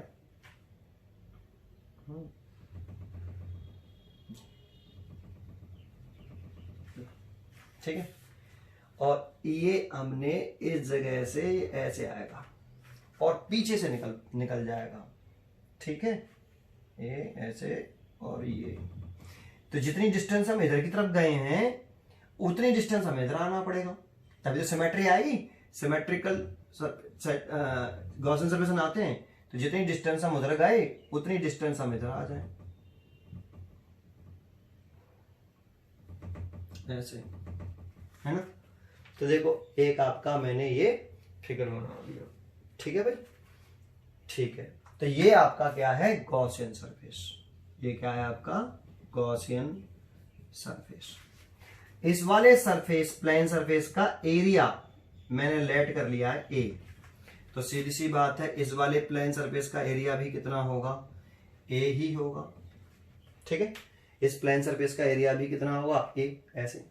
ठीक है, अब क्या करना है, गॉसियन सरफेस लेट कर लिया। अब अकॉर्डिंग टू गॉस लॉ आप इलेक्ट्रिक फ्लक्स निकाल लो गॉसियन सरफेस से पास होने वाला, तो लिखें अकॉर्डिंग टू, ये थोड़ा सा एक लाइन लिख दे, नीचे छोड़ दें, अभी बताता हूं क्यों छोड़ा। According to Gauss law electric flux through the Gaussian surface, electric flux through the Gaussian surface, electric flux through the Gaussian surface, तो फाई बराबर 1/ε0 into net charge enclose by Gaussian surface. तो चार्ज सीट पे था ना, तो केवल इस seat पर ये वाला चार्ज जो होगा जो इस सरफेस के अंदर आया होगा। गॉसियन सरफेस का इनसाइड वाला चार्ज लिखने ना, net charge enclose by Gaussian surface, तो गॉसियन सरफेस के अंदर कौन सा चार्ज इनक्लोज है, देखो ये तो बाहर हो गया, ये वाला भी बाहर, ये तो सीट इन्फिनिटी लॉन्ग सीट है, तो केवल इतना इस गॉसियन सरफेस के अंदर ये वाला चार्ज तो इनक्लोज हुआ होगा, जो यहां पर होगा इसके अंदर होगा। अब इसके अंदर कितना चार्ज होगा, तो इसका एरिया कितना है, ए, तो मान लो इसके अंदर कितना चार्ज है, गॉसियन सरफेस के अंदर Q है, ये लेट कर लो। इस गॉसियन सरफेस के अंदर कितना चार्ज आया, Q। हमें सरफेस चार्ज डेंसिटी दे रखी है, तो इसका एरिया कितना है, A। तो A एरिया में कितना चार्ज है, Q। तो 1 मीटर स्क्वायर एरिया में कितना चार्ज होगा, Q/A। तो 1 मीटर स्क्वायर एरिया में जो चार्ज होता है सरफेस चार्ज डेंसिटी बोलते हैं ना, तो सरफेस चार्ज डेंसिटी Q/A ऐसे लिख सकते हो आप, या डायरेक्टली यूज कर सकते हो कि surface charge density is equal to A area में कितना चार्ज है, Q। A एरिया में कितना चार्ज है, Q। ये Q चार्ज इतने सरफेस एरिया में है, इसका एरिया A है, तो यहां से चार्ज निकाल सकते हो। तो कितना आ गया, सिग्मा A, ऐसे। ठीक है, समझ में आया। हमें केवल जो चार्ज लेना है वो गॉसियन क्लोज सरफेस के अंदर लेना है। तो गॉसियन, ये गॉसियन क्लोज सरफेस हो गया। देखो ये सीट है आपकी, ये सीट, ये लॉन्ग इन्फिनिटी सीट है, तो इस पर चार्ज आपका इस तरह से डिस्ट्रीब्यूट होगा, लेकिन ये चार्ज के बारे में हमें मालूम नहीं कितना है। ठीक है, लॉन्ग इन्फिनिटी सीट है। अब आपने यहां से एक सिलेंडर पास किया, ऐसे देखो एक सिलेंडर ऐसे गया, तो ये ऐसे जब सिलेंडर जाएगा तो यहां एक इस तरीके से सिलेंडर बनेगा भाई। ठीक है, ये यहां से एक सिलेंडर आएगा, सोचो एक सिलेंडर ऐसे आया और ऐसे गया और उधर निकल गया। देखो अगर यहां दिखाते हैं तो ऐसे आ रहा है और इधर जा रहा है, देखो ऐसे। तो इस गॉसियन सरफेस के अंदर तो केवल इस एरिया में जो चार्ज होगा वही तो इनक्लोज हुआ होगा। अब इस एरिया में कितना चार्ज है, तो इसका एरिया कितना है, A। तो लेट कर लो इसके अंदर कितना चार्ज है, Q। हमें क्या मालूम है कि 1 मीटर स्क्वायर एरिया में हमें चार्ज मालूम है, 1 मीटर स्क्वायर एरिया में कितना चार्ज है, सिग्मा। हमें मालूम है हमें कितने एरिया में चाहिए, A मीटर स्क्वायर एरिया में चाहिए। तो 1 में इतना, तो A में कितना, सिग्मा A, इतनी तो चार्ज होगा। तो सिग्मा A तो लिखा है हमने चार्ज। ठीक है, चले आगे बढ़ते हैं। तो 1/ε0 सिग्मा A। ठीक है, ये इक्वेशन फर्स्ट हो गई आपकी। समझ में आया आपको। यहां हम सरफेस चार्ज डेंसिटी क्यों मानने के लिए रहे, क्योंकि ये सीट इन्फिनिटी लार्ज है और इनफाइनाइट लार्ज है, तो इस पर कितना चार्ज है मालूम ही नहीं होगा। तो 1 मीटर स्क्वायर एरिया पर चार्ज हमने लेट कर लिया है, कितना है, सिग्मा है। 1 मीटर स्क्वायर एरिया पर चार्ज हमने लेट कर लिया है, सिग्मा है। इतना ही बात समझ में आई। अब क्या करते हैं, दूसरा पॉइंट, थर्ड लास्ट स्टेप क्या है, गॉस लॉ लगा लिया हमने। फोर्थ स्टेप याद है आपको, फोर्थ स्टेप हम करते हैं, नाउ हम electric flux through the Gaussian surface, Gaussian surface फिर निकालते हैं किससे, फाई से। ये तो ये गॉसियन सरफेस कितने सरफेस से मिलकर बना है, तो ये गॉसियन सरफेस कितने सरफेस से मिलकर बना है, 3 सरफेस से। एक तो आपका ये है ना सरफेस प्लेन, ये फर्स्ट सरफेस कह सकते हो आप, ये आप सेकंड सरफेस कह सकते हो, और ये थर्ड सरफेस आपका ये वाला, ये थर्ड सरफेस कह सकते हो। तो 3 सरफेस से मिलकर बना है। तीनों फेस से अलग अलग इलेक्ट्रिक फ्लक्स निकाल लो, फाई फर्स्ट, फाई सेकंड और फाई थर्ड, और तीनों का वैल्यू पुट करके नेट इलेक्ट्रिक फ्लक्स निकाल लो गॉसियन सरफेस से, क्योंकि गॉसियन सरफेस 3 सरफेस से मिलकर बना है। तो इसमें एरिया की डिस्टेंस दिखाएं, स्मॉल एरिया की डिस्टेंस सरफेस के परपेंडिकुलर बाहर की तरफ। और देखो ये सीट है पॉजिटिव चार्ज, और ये पॉजिटिव चार्ज सीट है, तो इसकी वजह से इलेक्ट्रिक इंटेंसिटी निकालें यहां, तो पॉजिटिव चार्ज से अवे होता है हमेशा, और सीट के परपेंडिकुलर, सीट के प्लेन के, प्लेन सरफेस के, जो सीट है उसके प्लेन सरफेस के परपेंडिकुलर पॉजिटिव चार्ज से अवे। तो पॉजिटिव चार्ज से अवे, और यहां पे इंपॉर्टेंट ये भी है, सीट के प्लेन सरफेस के परपेंडिकुलर बाहर की तरफ, है ना, ऐसे। ठीक है ना, तो ये प्लस का ई हो गया। ऐसे इस जगह पे देखें तो एरिया की डिस्टेंस दिखाएं, तो सरफेस के परपेंडिकुलर बाहर की तरफ डीए। इलेक्ट्रिक फील्ड इंटेंसिटी की डायरेक्शन दिखाएं, तो ये सीट, इस पर क्या चार्ज, पॉजिटिव चार्ज, और पॉजिटिव चार्ज, तो पॉजिटिव चार्ज से अवे, इस सीट से अवे, इस चार्ज पॉजिटिव चार्ज किस पर, सीट पर, तो इस पॉजिटिव चार्ज से अवे, तो ये पॉजिटिव चार्ज है, इससे अवे किधर होगा, इधर। तो कैसे आ जाएगा, ऐसे। ठीक है, देखो मैं अगर यहां खड़ा हूं, यहां पे मैं पॉजिटिव चार्ज सीट हूं, तो यहां से अवे तो उधर, यहां मैं पॉजिटिव चार्ज हूं तो यहां पे उससे उधर अवे, मेरे से अवे उधर। अरे मेरे से दूर करना है, इधर की तरफ दूर करें तो उधर की तरफ जाएगा, इधर की तरफ दूर करें तो उधर की तरफ जाएगा। तो पॉजिटिव चार्ज से अवे होता है इलेक्ट्रिक फील्ड इंटेंसिटी की डायरेक्शन। और यहां पे एक स्मॉल एरिया माने हम, तो एरिया की डायरेक्शन सरफेस के परपेंडिकुलर बाहर की तरफ, और इलेक्ट्रिक फील्ड सीट की वजह से अवे, ऐसे। ठीक है, सीट की वजह से अबे ऐसे, तो थीटा कितना हो गया यहाँ पे ई और डी ए के बीच में एंगल 0 डिग्री, यहाँ पे भी ई और डी ए के बीच डायरेक्शन के बीच में एंगल 0 डिग्री, और यहाँ ई और डी ए की डायरेक्शन के बीच में एंगल 90 डिग्री। अब फ्लक्स निकाल लीजिए, तो फाई बराबर क्या होगा हमारा, फाई इज इक्वल टू होगा, फर्स्ट लिख लें integration E D A, integration क्यों कर रहे हैं समझ में आ रहा है, पीछे वाले डेरिवेशन किया था cos 0 डिग्री ई और डी ए के बीच में, plus integration E D A cos 0 degree second surface के लिए, ई और डी ए के बीच में 0 डिग्री, प्लस थर्ड के लिए करें integration E D A cos 90 degree, third के लिए 90 डिग्री। तो देखो वैसे अगर देखें तो ई cos 0 के लिए तो 1 हो गई है ना, cos 0 की वैल्यू 1 हो गई, ई बाहर आ गया। अब डीए का इंटीग्रेशन करें तो ये डीए किसका पार्ट है, इस पूरे सिलेंडर का एरिया नहीं है वो डीए, इस फ्लैट सरफेस जो फर्स्ट सरफेस है आपका, इस फर्स्ट सरफेस के एक स्मॉल पार्ट का एरिया है। इंटीग्रेशन करेंगे तो इसका टोटल एरिया निकल आएगा। अगर इसकी समझ में आ रहा है तो इसका जो एरिया है वो कितना लेट किया हमने, ए, टोटल एरिया ए, तो ये कितना आएगा ई ए, तो फाई बराबर इसका टोटल एरिया हमने लेट किया ई ए, इस फ्लैट पोर्शन का एरिया हमने स्क्वायर, इस क्रॉस सेक्शन का एरिया हमने ए कंसिडर किया है, ठीक है, ई ए, प्लस cos 0 की वैल्यू 1 तो ये भी ई ए, और cos 90 की वैल्यू 0 तो ये पूरा 0, तो इलेक्ट्रिक फ्लक्स कितना आ गया 2 ई ए, इक्वेशन नंबर 2 समझ में आ गया, ठीक है। अब इक्वेशन देखो, ये भी इलेक्ट्रिक फ्लक्स हमने कहां से निकाला, गॉसियन सरफेस से, और ये भी इलेक्ट्रिक फ्लक्स हमने कहां से निकाला, गॉसियन सरफेस से। देखो मैं जितने भी अभी तक मैंने गॉस लॉ से इलेक्ट्रिक फील्ड के डेरिवेशन किए हैं उस सब में एक ही स्टेप रखा है,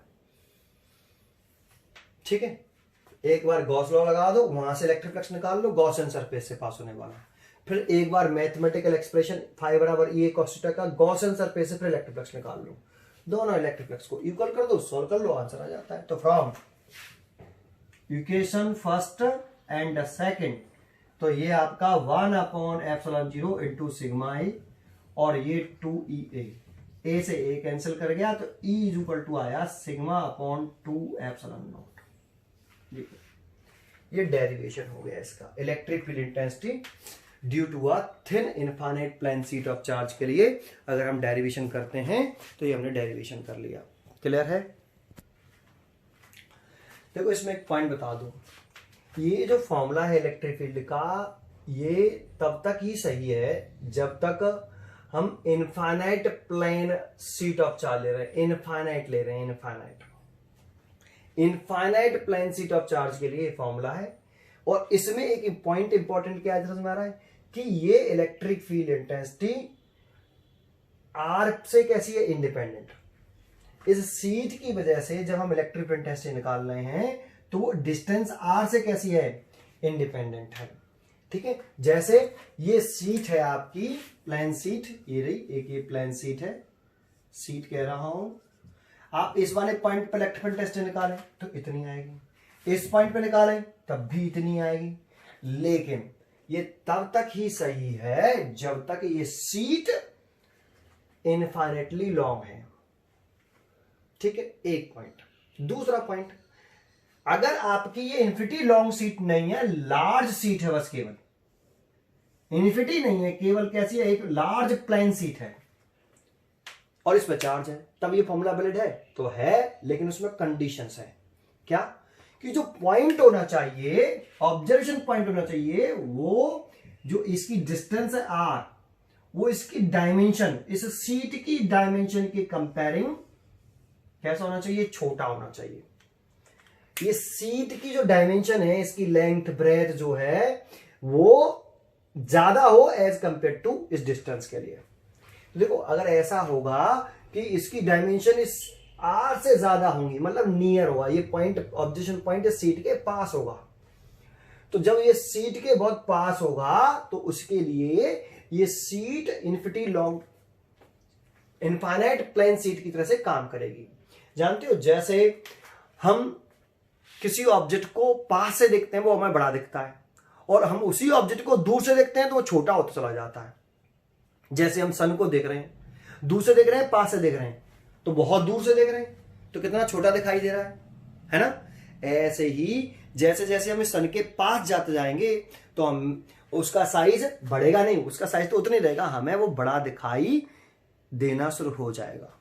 ठीक है, तो बिल्कुल सेम टू सेम अगर ये पॉइंट इस सीट के बहुत नियर है तो उस पॉइंट के लिए ये जो सीट की डायमेंशन इस आर से अगर बड़ी है तो फिर वो सीट किसकी तरह से कंसीडर बिहेव करने लगेगी, infinity plane sheet of charge के लिए तरह बिहेव करने लगेगी और ये फॉर्मूला वैलिड होगा। सुनाई दे रहा है? लेकिन ये जो पॉइंट होना चाहिए किसके लिए, फाइनाइट के लिए कह रहा हूं मैं, अब इनफाइनाइट के लिए नहीं कह रहा हूं, finite plane sheet of charge, plane sheet of charge के लिए भी ये फॉर्मूला वैलिड है। उसमें कंडीशन मैंने बता रहा हूं आपको कि ये पॉइंट बहुत नियर होना चाहिए और इसकी जो डायमेंशन है इस आर की कंपेयरिंग बड़ी होनी चाहिए। दूसरा, ये पॉइंट किनारे पे नहीं होना चाहिए, ये पॉइंट किनारे पे नहीं होना चाहिए क्योंकि किनारे पर आपका इलेक्ट्रिक फील्ड यूनिफॉर्म नहीं रहेगा, इलेक्ट्रिक फील्ड की वैल्यू चेंज होगी। ठीक है, तो ये हमारे सिलेबस में नहीं है, ये बस मैं इतना बताना चाहता हूं कि इलेक्ट्रिक फील्ड इंटेंसिटी की जो वैल्यू है सिग्मा अपॉन 2 एप्सिलॉन 0, ये सीट के मिडिल में, सीट के मिडिल में finite plane sheet of charge हो तो सीट के मिडिल में सही है। इलेक्ट्रिक फील्ड यूनिफॉर्म होगा, यूनिफॉर्म मतलब सब जगह पर इतनी वैल्यू होगी, चेंज नहीं होगी। बाउंड्री पर जो सीट की बाउंड्री है, एजेस हैं, वहां पर इलेक्ट्रिक फील्ड की वैल्यू नॉन यूनिफॉर्म हो जाती है, जिसे हम क्या बोलते हैं, फ्रिंजिंग बोलते हैं। क्या बोलते हैं? एज इफेक्ट भी बोल सकते हो, एज इफेक्ट या फ्रिंजिंग। सुनाई दिया? ठीक है, चलिए आगे बढ़ते हैं, नया पॉइंट बताता हूं। तो यहां पे एक चीज नोट करिए आपने, एक पॉइंट तो आप ये नोट करिए कि जो ई है वो इंडिपेंडेंट है आर से, ई इंडिपेंडेंट है आर से। ठीक है, और ये इनफाइनाइटली लॉन्ग प्लेन सीट के लिए भी वैलिड है फॉर्मूला और फाइनाइट प्लेन सीट के लिए भी वैलिड है, लेकिन वैलिड तभी होगा जब ये पॉइंट इसके वेरी नियर हो और इसके जो डायमेंशन है वो आर की कंपेयरिंग बड़ी हो। ठीक है, और मिडिल में हो पॉइंट, तब ये formula plane finite plane sheet of charge के लिए भी वैलिड होगा। ये ई इंडिपेंडेंट ऑफ आर है, ई इंडिपेंडेंट ऑफ आर है तो इसके लिए अगर हम ग्राफ बनाएं आर और इलेक्ट्रिक फील्ड के बीच में, तो आर से इंडिपेंडेंट है मतलब आर बढ़ने पर इलेक्ट्रिक फील्ड में कोई चेंज नहीं आएगा, ये बात हम इसके लिए बोल रहे हैं। ठीक है ना, इलेक्ट्रिक फील्ड इंटेंसिटी में कोई चेंज नहीं आएगा, ये infinite plane sheet of charge के लिए बोल रहे हैं कि इलेक्ट्रिक फील्ड इंटेंसिटी में कोई चेंज नहीं आएगा आर बढ़ने पर। तो ग्राफ कैसे बनाएंगे भाई, हम इस तरह से ग्राफ बना देंगे, इस आर के पैरेलल एक क्या बना दो, इस आर वाली एक्सेस के पैरेलल एक ग्राफ बना दो, स्ट्रेट लाइन खींच दो, ये ग्राफ बन गया। इसके लिए अगर कहता है electric field intensity due to a thin infinite plane sheet of charge और डिस्टेंस के बीच में ग्राफ बनाइए, तो ये बना सकते हो। ठीक है, क्योंकि इलेक्ट्रिक फील्ड इंटेंसिटी आर से इंडिपेंडेंट है तो इसमें इलेक्ट्रिक फील्ड कांस्टेंट है, इलेक्ट्रिक डिस्टेंस बढ़ रही है, डिस्टेंस देखो इधर तक चलने पर बढ़ रही है लेकिन ई की वैल्यू कांस्टेंट है, इसीलिए ग्राफ इस तरह से आएगा। इस आर वाली एक्सिस के एक स्ट्रेट लाइन बना दो पैरेलल। ठीक है, तो ये अगर ग्राफ बनाने की कहता है तो ई और आर के बीच में ग्राफ इस जगह पर ऐसा बनेगा। ठीक है, अगले पॉइंट की बात करता हूं, यहां पे अगला पॉइंट समझाता हूं। ठीक है, एक देखो इसमें एक पॉइंट और बताता हूं कि जैसे आपकी ये infinite plane sheet of charge था, ये इन्फिनिटी प्लेन सीट है आपकी ऊपर ऐसे, है ना। मान लो इस पर सरफेस चार्ज डेंसिटी कितनी है, सिग्मा है। इस सीट की 1 मीटर स्क्वायर एरिया पर कितना चार्ज है, सरफेस चार्ज डेंसिटी सिग्मा है इस सीट का। और कह रहा है इस सीट से इस पी पॉइंट पर जो इससे कितनी दूरी पर है, आर डिस्टेंस पर है, कितना इलेक्ट्रिक फील्ड होगा। तो अभी मैंने बताया E is equal to sigma upon 2 epsilon naught. Distance से कैसा, E is independent of R and depends on surface charge density, surface charge density sigma. E r से तो इंडिपेंडेंट है लेकिन सरफेस चार्ज डेंसिटी पर डिपेंड कर रहा है। देखो ई की वैल्यू सरफेस चार्ज डेंसिटी पर डिपेंड करती है, सिग्मा पर डिपेंड करती है। इसमें एक पॉइंट बता दूं कि जो इलेक्ट्रिक फील्ड है ये प्लस का है तो अवे होगा और इस सीट के प्लेन के परपेंडिकुलर होगा। इस सीट का ये प्लेन है, ये प्लेन सरफेस हो गया, सीट के प्लेन सरफेस के परपेंडिकुलर बाहर की तरफ, ये भी ध्यान रखना है। सीट पॉजिटिव चार्ज से अवे तो होगा ही होगा, लेकिन प्लेन इस सीट के प्लेन के परपेंडिकुलर बाहर की तरफ होगा। ठीक है, अगर आपका इस दृश्य इस वाले पॉइंट पे दिखाते तो इसमें प्लेन सीट के परपेंडिकुलर पॉजिटिव चार्ज से अवे वैल्यू दिखाते तो यहां पर भी कितनी होती, सिग्मा अपॉन 2 एप्सिलॉन नॉट। यहां पे सरफेस चार्ज डेंसिटी सिग्मा, तो सिग्मा आ गई। सीट पर कितनी सरफेस चार्ज डेंसिटी है, सिग्मा, तो सिग्मा आ गई। डिस्टेंस से इंडिपेंडेंट है तो इतनी रहेगी। पॉजिटिव चार्ज है तो पॉजिटिव चार्ज से अवे होती है। अगर यही सीट नेगेटिवली चार्ज होती, ये आपकी इन्फिनिटी लॉन्ग सीट है आपकी ऐसे, इस पे माइनस के sorry surface charge density minus की है, नेगेटिव है, सरफेस चार्ज डेंसिटी नेगेटिव। इस पॉइंट पे इलेक्ट्रिक इंटेंसिटी निकालिए तो ये इलेक्ट्रिक इंटेंसिटी सीट के सरफेस के परपेंडिकुलर ऐसे होगी, लेकिन टूवर्ड्स होगी, नेगेटिव चार्ज के टूवर्ड्स होता है इलेक्ट्रिक फील्ड। कितना होगा, सिग्मा अपॉन 2 एप्सिलॉन नॉट। ठीक है, ये बात समझ में आती है।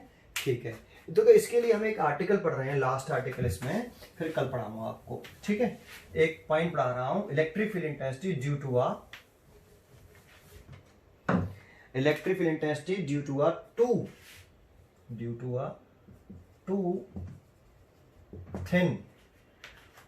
Thin infinite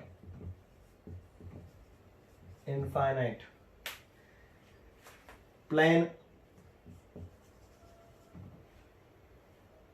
parallel sheet of charge,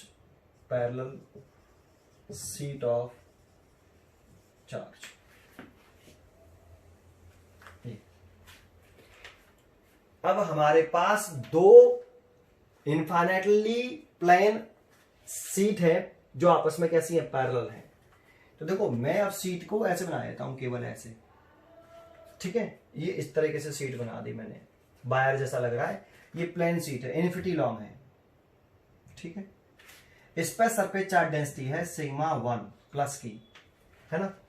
एक और सीट बना दी, देखो मैंने ये रही, थोड़ा सा और गैप करके बना देता हूं, ये देखो ऐसे, ये भी लॉन्ग इन्फिनिटी सीट है, इस पर सरफेस चार्ज डेंसिटी है सिग्मा 2। ठीक है, ये दो सीट हो गई, सीट 1 और ये सीट 2। ठीक है, कह रहा है कि इस वाले पॉइंट पर इलेक्ट्रिक फील्ड इंटेंसिटी निकालो, इस पॉइंट पे निकालो और इस पॉइंट पे निकालो।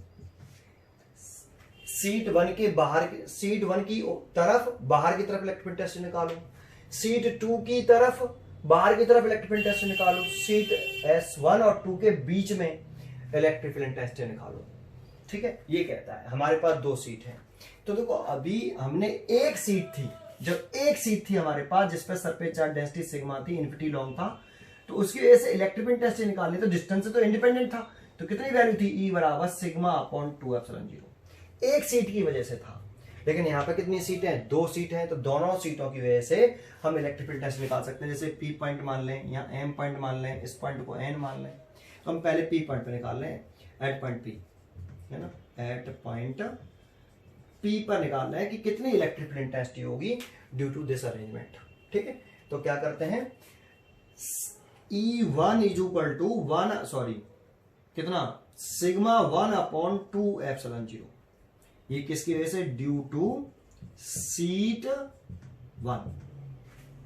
इस इलेक्ट्रिक फील्ड इंटेंसिटी निकाल रहे हैं एट पॉइंट P पर, इलेक्ट्रिक या एट पॉइंट P पर निकाल रहे हैं, चलो एट पॉइंट P पर हम इलेक्ट्रिक फील्ड इंटेंसिटी निकाल रहे हैं। इस सीट 1 की वजह से निकाली इस पॉइंट पर, तो इतना आ गया। इस पर सरफेस चार्ज डेंसिटी सिग्मा 1 है, यहाँ सिग्मा थी तो सिग्मा लिख दिया, यहाँ सिग्मा 1 है तो सिग्मा 1 लिख देंगे भाई, है ना, सिग्मा 1 2 एप्सिलॉन 0। और ये कैसा चार्ज है, प्लस का, तो प्लस से कैसे होती है, इस सीट से, सीट 1 की बात कर रहे हैं तो सीट 1 से अवे क्योंकि पॉजिटिव है, और सीट के सरफेस के परपेंडिकुलर, तो ऐसे दिखाएंगे, दिस इज द E1। ऐसे ही एंड E2 निकाले हैं तो sigma 2 upon 2 epsilon naught due to sheet 2।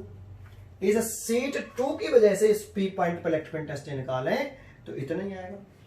मैंने अभी भी बताया कि electric field intensity surface charge density पे तो डिपेंड करती है, डिस्टेंस से इंडिपेंडेंट होती है। तो इस सीट की इस पी पॉइंट से डिस्टेंस कुछ भी रही हो, है ना, लॉन्ग इन्फिनिटी सीट है ना, और सर पे चार्ज डेंसिटी पर सिग्मा 2 है तो सिग्मा 2 आ गया। ये भी पॉजिटिव है तो इससे भी कैसे आएगी, अभी आएगी ऐसे। समझ में आया, समझ में आया। तो एक बार बताओ यहाँ पर डायरेक्शन कैसी है, सेम है या अपोजिट है? तो डायरेक्शन सेम है। तो net electric field intensity at point P पे तुम नेट इलेक्ट्रिक फील्ड इंटेंसिटी निकालो। तो क्या करोगे, डायरेक्शन सेम होती है तो क्या करते हैं, ऐड। तो ऐड कर दो E1 प्लस E2, और E1 की वैल्यू कितनी है भाई, sigma 1 upon 2 epsilon 0 plus sigma 2 upon 2 epsilon 0। तो E की वैल्यू आ गई 1 upon 2 epsilon 0 sigma 1 plus sigma 2। ये देखो आपकी ये वैल्यू आ गई। ये P पॉइंट पर हमने इलेक्ट्रिक फील्ड इंटेंसिटी की वैल्यू फाइंड आउट कर ली। ठीक है, यहां तक समझ में आया आपको? ठीक है, आगे देखते हैं। अगर हमें कौन से पॉइंट पर N पॉइंट पे निकालनी होती, एट पॉइंट N, अगर हम N पॉइंट पे निकालें, एट पॉइंट N, इस पॉइंट पे निकालें तो E1 फिर लिख लेते हैं ड्यू टू सीट 1। इस सीट की ऐसे N पॉइंट पे निकालें तो वैल्यू तो चेंज नहीं होगी, क्योंकि सरफेस चार्ज डेंसिटी पे डिपेंड करता है, सरफेस चार्ज डेंसिटी उतनी ही है, सिग्मा 1 डिस्टेंस से इंडिपेंडेंट होता है। ये due to sheet 1, due to sheet 1। Direction की बात करें तो इस सीट से अवे, तो इस सीट से अवे किधर होगा, इधर या उधर, तो उधर होगा, और सीट के सरफेस के परपेंडिकुलर। तो ये थर्ड पोर्शन है, तो ये ऐसे, ये E1।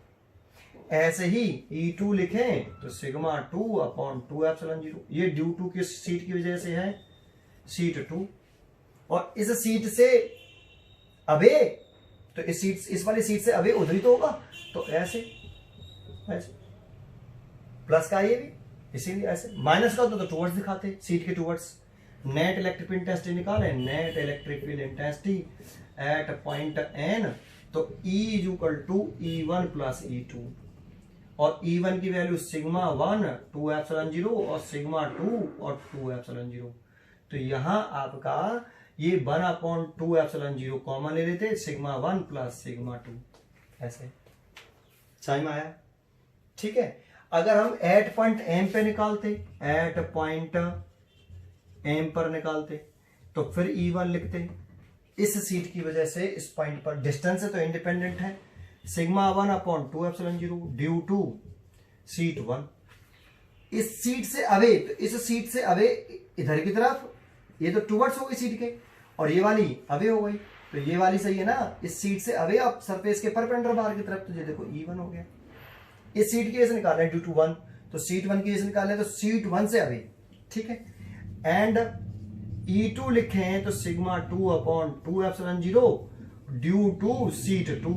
अब इस सीट 2 की वजह से निकाली, देखो सीट 2 ये रही, इससे इस पॉइंट पे निकाली है, तो इस पॉइंट पर इस सीट से अभी, तो अगर हम इधर की तरफ करेंगे तो पास आ जाएगी, और इधर की तरफ करेंगे तो अवे हो जाएगी, दूर चली जाएगी, तो दूर करना है, पॉइंट चार्ज से अवे होता है, तो E2 ऐसे। तो कितना आएगा, इतना। डजन कैसी है, अपोजिट। तो देखो यहां लेट कर लेते हैं हम कि सिग्मा 1 बड़ा है सिग्मा 2 से। तो जब सिग्मा 1 बड़ा होगा सिग्मा 2 से, सिग्मा 1 बड़ा होगा सिग्मा 2 से, तो E1 ज्यादा हुआ या E2? तो E1 ज्यादा हुआ, तो E1 की वैल्यू बड़ी होगी।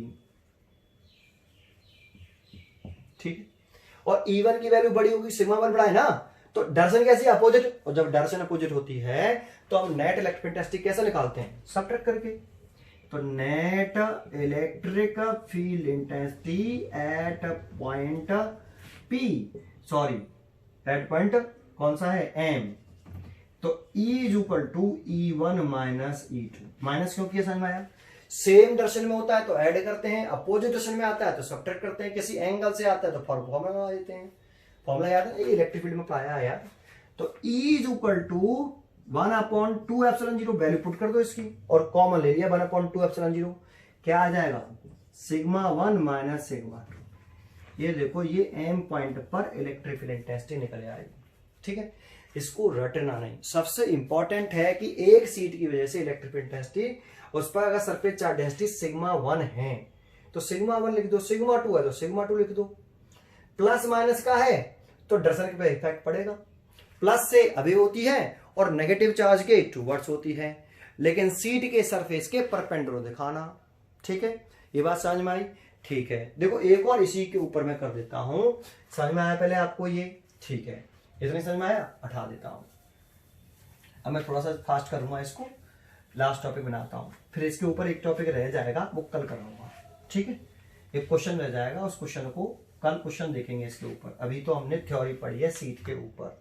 ठीक है, ठीक है, इसमें एक पॉइंट बताया था, जैसे ये सीट है हमारी, सीट 1 इन्फिनिटी लॉन्ग है, इस पर प्लस के सिग्मा सरफेस चार्ज डेंसिटी है। ये दूसरी सीट है, इस पर माइनस के सिग्मा है ना सीट, लेकिन अब equal and opposite surface charge density है। ठीक है, सीट है, इसकी समझ में आया? सीट है, एक साइड में सरफेस चार्ज डेंसिटी होती है, सिंगल साइड में मानते हैं सरफेस चार्ज डेंसिटी हम। ठीक है, ये अच्छा। अब कह रहा है फिर इस वाले पॉइंट पी पर इलेक्ट्रिक फील्ड डेंसिटी निकालो, तो कैसे निकालेंगे? एट पॉइंट पी पर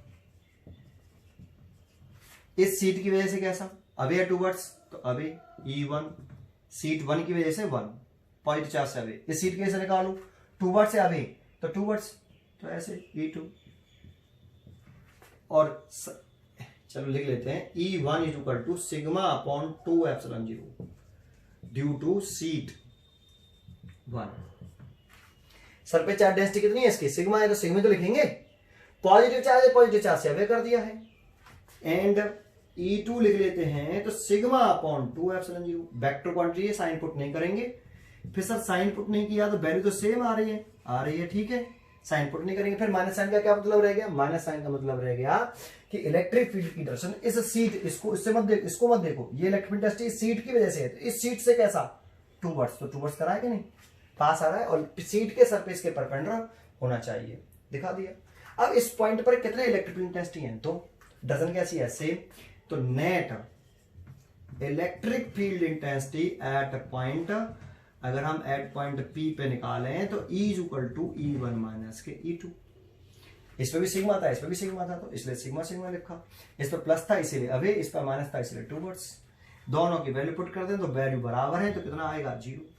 तो इस पॉइंट पर इलेक्ट्रिक इंटेंसिटी 0 आ रही है। ऐसे इस वाले पॉइंट पर देख लो यार, M पॉइंट पर इस सीट की वजह से अवे पॉजिटिव चार्ज है ना, वैल्यू इतनी रहेगी, क्योंकि सरफेस चार्ज डेंसिटी पे डिपेंड करता है, डिस्टेंस से इंडिपेंडेंट होता है, सरफेस चार्ज डेंसिटी वो सिग्मा ही है, तो वैल्यू तो इतनी रहेंगी सीट 1 सीट 2 की वजह से। डायरेक्शन का चेंज आएगा, डायरेक्शन में बस केवल इसकी वजह से उधर हो जाएगी, और इस सीट की वजह से टूवर्ड्स,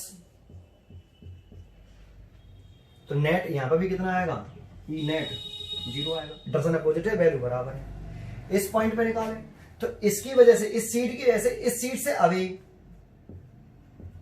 और इस सीट की वजह से निकालें तो सीट के टूवर्ड्स, क्योंकि नेगेटिव है, नेगेटिव के टूवर्ड्स होता है।